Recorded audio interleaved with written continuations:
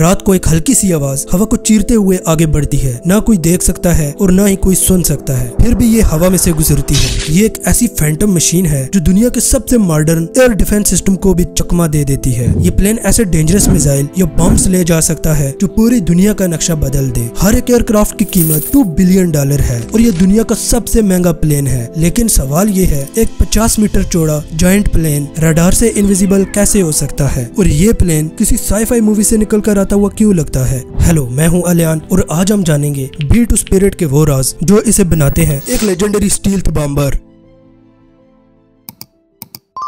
ये कहानी स्टार्ट होती है कोल्ड वार के दौर से, जहां अमेरिका और सोवियत यूनियन एक खामोश लेकिन डेडली न्यूक्लियर रेस में उलझे हुए थे। हर मूव दुनिया को तबाह कर सकता था। B-52 बम्बर्स हर वक्त स्ट्रेटेजिक एयर बेसिस पर तैयार रहते, सिर्फ एक कमांड पर उड़ने के लिए। शेपर्ड एयर फोर्स बेस से ये एयरक्राफ्ट उड़ा करते, जो कनाडा के आर्कटिक रीजन, अलास्का, ग्रीनलैंड और मेडिटेरेनियन तक के रूट्स कवर करते। लेकिन यहाँ एक बड़ी प्रॉब्लम थी। सोवियत यूनियन ने इतनी एडवांस एयर डिफेंस टेक्नोलॉजी बना ली थी कि ये फ्लाइंग फोर्ट्रेसेस उनके लिए एक इजी टारगेट थे। एक एयरफोर्स जनरल ने कहा था, B-52 को सोवियत स्पेस में भेजना ऐसा है जैसे उनको मौत के मुंह में डालना। तो जब हर मूव फेल हो जाए तो गेम चेंज करना पड़ता है और यहीं से B-2 का दौर शुरू होता है। इस मिशन का नाम था ATB, एडवांस्ड टेक्नोलॉजी बम्बर। मकसद एक ऐसा बम्बर जो सोवियत डिफेंसेस के बीच से गुजरे, बम गिराए और उन्हें पता भी न चले। तो ये बिल्कुल नामुमकिन लगता था। इंजीनियर्स का दिमाग घूम गया था। लेकिन बात सिर्फ फाइटर जेट्स की नहीं थी, दुनिया को न्यूक्लियर तबाही से बचाने की थी। जब तक दोनों साइड्स को डर हो, अगर तुम हमला करोगे तो हम भी करेंगे। तब तक कोल्ड वार सिर्फ वार थी, न्यूक्लियर नहीं। लेकिन किसी को नहीं पता था कि इसका सोल्यूशन तो पहले ही सोचा जा चुका था, लेकिन फिर रिजेक्ट कर दिया गया। अब जरा वक्त को रिवाइंड करते हैं। 1946 में जब दुनिया वर्ल्ड वार 2 से निकलकर सुकून ढूंढ रही थी, एक शख्स था जो एक अजीब और नया एयरक्राफ्ट डिजाइन सोच रहा था। नाम था जैक नॉर्थरॉप और उसका सपना था द फ्लाइंग विंग। ना बॉडी ना टेल, सिर्फ एक हवा जैसा विंग। सबको लगता था पागलपन है, लेकिन नॉर्थरॉप मानता था यही है फ्यूचर। और फिर 1947 में नॉर्थरॉप का सपना सच हो गया। उसका डिजाइन बन गया YB-49, एक giant flying wing jet plane जिसके विंग स्पैन 50 मीटर थे। यह डिजाइन वक्त से काफी आगे था, लेकिन एक मसला था, उस वक्त के कंप्यूटर्स उतने पावरफुल नहीं थे, तो YB-49 का कंट्रोल सिस्टम उतना ही अनस्टेबल था जैसे एक यूनिसाइकिल को पतली रस्सी पर चलाया जाए। एयरफोर्स इंप्रेस नहीं हुई और 1949 में उन्होंने सारे YB-49 एयरक्राफ्ट्स को डिस्ट्रॉय करने का हुक्म दे दिया। अब चलते हैं दोबारा 1978 में, जब एयरफोर्स ने ATB प्रोग्राम स्टार्ट किया।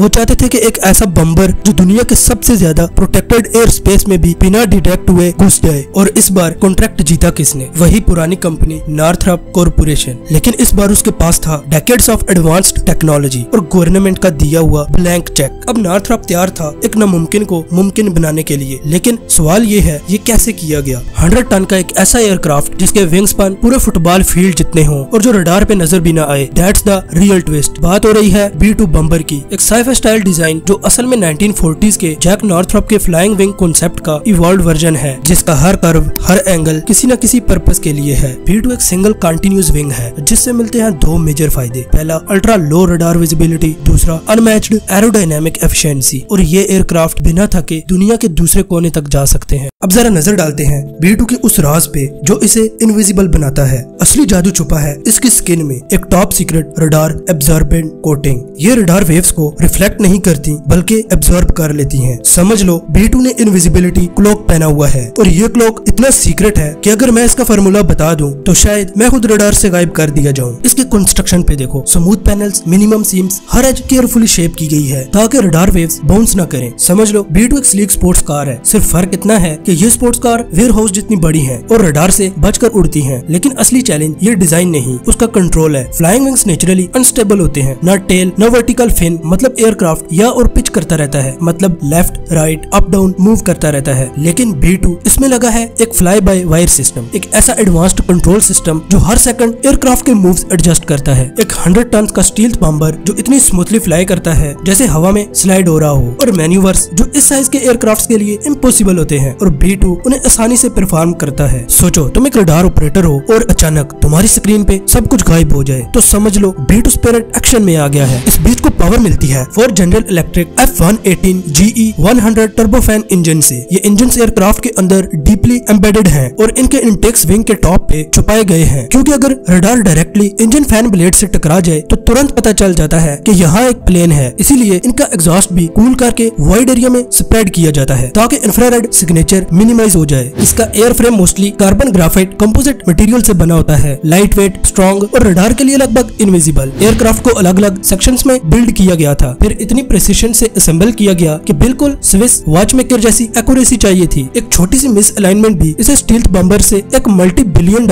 रडार रिफ्लेक्टर बना सकती थी। जब B2 पहली बार बाहर निकला तो लोग हैरान थे, लगता था जैसे किसी साई-फाई मूवी की मशीन जमीन पर उतर आई हो। ये सिर्फ एक एयरक्राफ्ट नहीं बल्कि एरियल वारफेयर के रूल्स को रीराइट करने वाली चीज थी। इसमें लगे हैं 130 से ज्यादा ऑनबोर्ड कंप्यूटर्स जो हर सिस्टम को कंट्रोल करते हैं। B2 अपने वक्त से बहुत आगे था। ये रडार वेव्स को एब्जॉर्ब करता, कंफ्यूज करता और इलेक्ट्रॉनिक जैमर्स से एनिमी सिस्टम्स को ब्लॉक करता है। रडार पे इसका साइज इतना छोटा है कि B-52 के सामने ये एक पिजन जैसा दिखता है।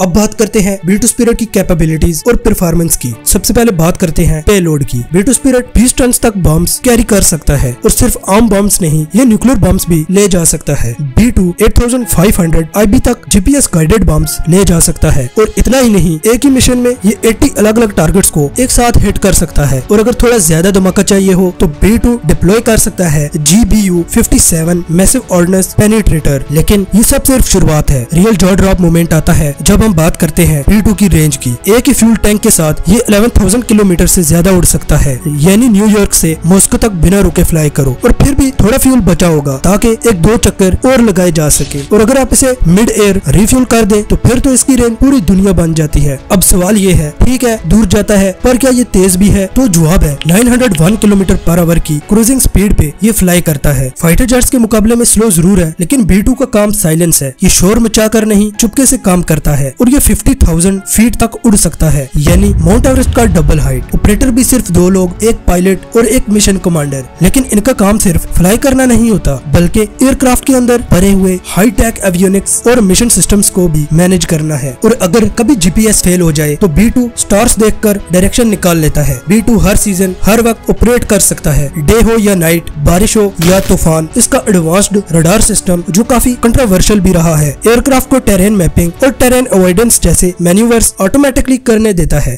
अब बात करते हैं इनकी कॉस्ट की। B2 बम्बर की कीमत है $2 बिलियन पर एयरक्राफ्ट। इतने पैसे कि आप 5000 से ज्यादा अमेरिकन होम्स खरीद सकते हो। लेकिन सवाल है, ये एयरक्राफ्ट इतना महंगा क्यों है? जवाब सिंपल है, इसमें लगे हैं top secret systems, radar absorbing materials और कटिंग एज टैक। और ये बम्बर सिर्फ 21 बनाए गए हैं। मतलब ये बम्बर सिर्फ पावरफुल नहीं, रेयर भी है और इसे हर थोड़े अरसे बाद अपग्रेड किया जाता है, जिससे ये और भी डेंजरस बन जाता है। अब सवाल ये है, क्या ये सब कुछ वर्थ इट है? स्पॉटर्स बोलते हैं बिल्कुल, क्योंकि जब आप बिना डिटेक्ट हुए दुनिया के किसी भी कोने में स्ट्राइक कर सको तो फिर सवाल पैसे का नहीं होता, पावर का होता है।